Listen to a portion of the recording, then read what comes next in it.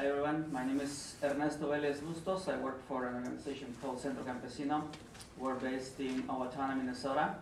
We are about, 2.5 hours south of St. Cloud. We're a community organizing organization, and there's our mission, so I can read it.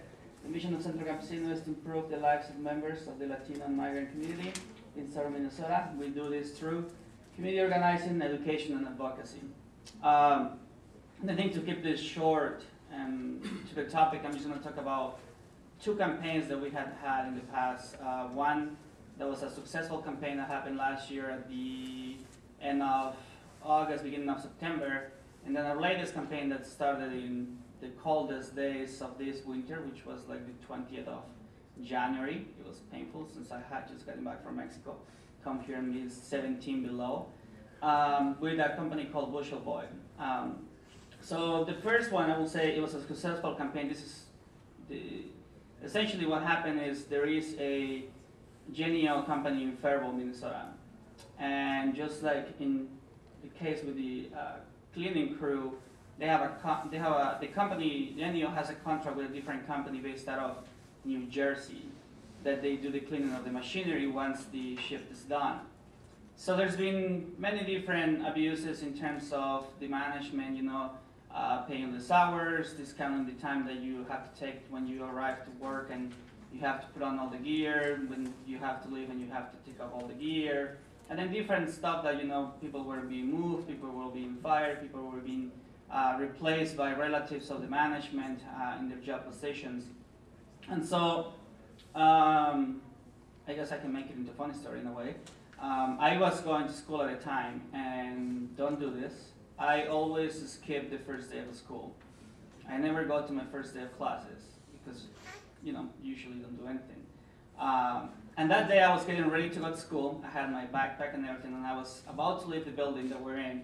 And Victor Contreras, who's our executive director and co-founder of the organization, he called me. He's like, "Where are you going?" I'm like, "I'm going to school." He's like, "Well, actually, we have about 20 workers from the Genio company coming right now to discuss an issue that's happening there."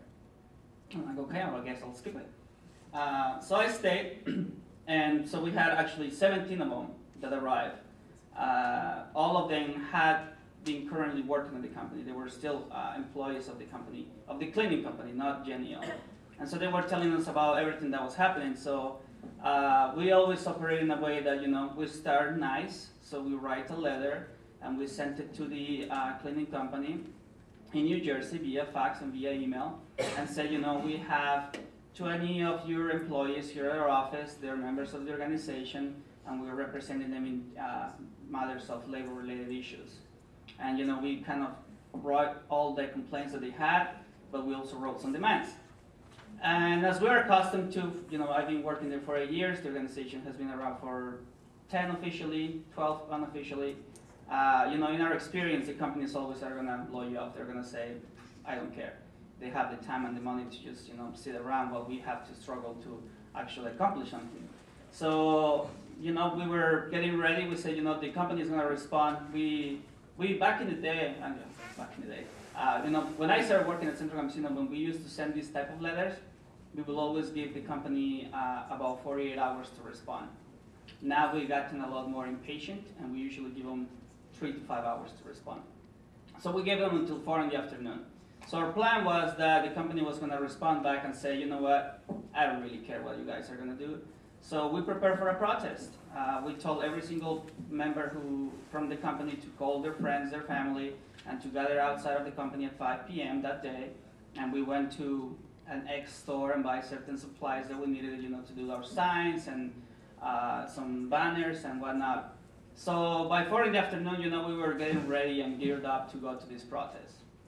Surprisingly enough, we get a phone call from the company out of New Jersey, and they say, "You know what? Right now, 2 of my employees, 2 of my agents are flying into Minnesota and are going to directly negotiate with you and these workers." So the next day, 8 in the morning, we have 2 people from New Jersey. You guys see the Jersey sword, right? They do have that accent. And we negotiated directly with them. The workers were the ones that were fired. They were reinstalled into their positions. Those who had been missing hours, they were repaid their hours. those who had, other issues with the management, that was completely fixed. One of the things that was kind of politically addressed by the company was that one of the requests was that the management had to be gone, right? The workers said, we cannot really continue working with this management. And the guys from New Jersey said, well, we can't really fire them. But they did eventually, just with different excuse. And so they placed two of the leaders of that group as the management. Now the situation is completely different. Now everything is, pretty much fine and dandy, as some people say. And that was a very successful story for us. That was a very successful story for the workers. Now they're, in a completely different situation. But now everything, and not every single company responds that way, right? They basically did the ethical way. And I think one of the reasons, and one of the situation that they didn't want to be put in, was that if this situation, would have gone public, they could have risked to lose that contract with the company, which for them, it doesn't mean, $10,000 in back wages. It means years of a relationship, but it also means hundreds of thousands of dollars in revenue for them. And so they did the right thing in this case, and they pretty much gave the workers whatever they wanted. In a different situation, a lady, her name is Aurora Casanova, she worked for a local company in Owatonna, and very well-known tomato producer in the state called Bushel Boy. Anybody of you have seen the Bushel Boy tomatoes in the market? So she's been working there for 10 years, never had a problem, never had an issue. And so she felt sick one day, went to the doctor, told her that she needed to rest, wrote her a note and says, you can't go to work for the next 2 days. They actually sent the doctor's note to the company. The company said, it's fine, stay, come back whenever you feel better. So she did. She went her 2 days, came back, and she worked for 2 hours from 8 until 10. And then she was told that she didn't have a job anymore, just like that. And when she asked why, she said, well, you skipped 2 days. And she said, well, I have a doctor's note, and it says, and I sent it. And so the company said, you know what, in the manual says this, this, and that about policies about leaving or about doctor's notes. Turns out, not only was she fired just because she did have a doctor's note, but also the policy manual of the company that is provided to the workers in Spanish, for those who can't read English, it doesn't have entire policies for absence. It only has a very short, half-page, close to a page, policy and procedures, but the English version is complete. It actually says you can actually skip work if you call 30 minutes before and say, I'm not going to be able to make it because I have a doctor's appointment. But that's the English version. The Spanish version is the complete opposite. So there was a lot of discrepancies. We did the same process. We sent a letter to the company. The company did blow us off. We sent another letter to the company. They blew us off again.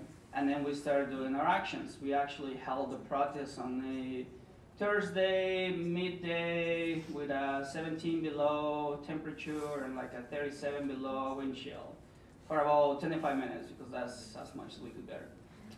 The company still didn't listen to us. Another part is that the company also has a contract with a company in the Twin Cities called EMPO, E-M-P-O. They're the ones that do their human resources management for them. We also held a very short and small protest outside of their Lake Calhoun offices in the Twin Cities, or in Minneapolis. If you guys know, that's a very nice area.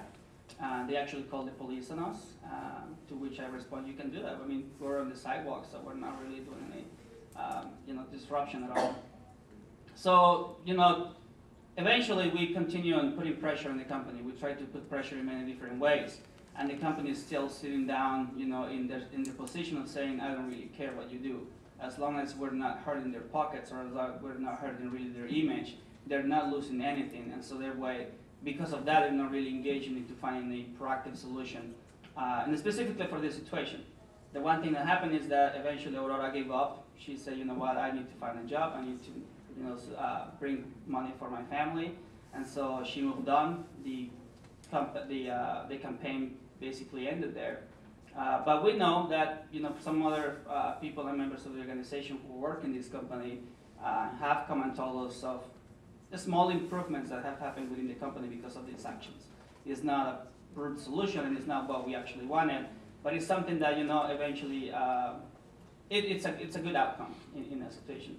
But in this case, we weren't really able to accomplish anything, not only for Aurora, but not even for the workers inside the company. So now we kind of learned that maybe once every 10 years we're going to find a company that you know, the first time that you call on them, they're gonna do the right thing. But most of the time, we're gonna be finding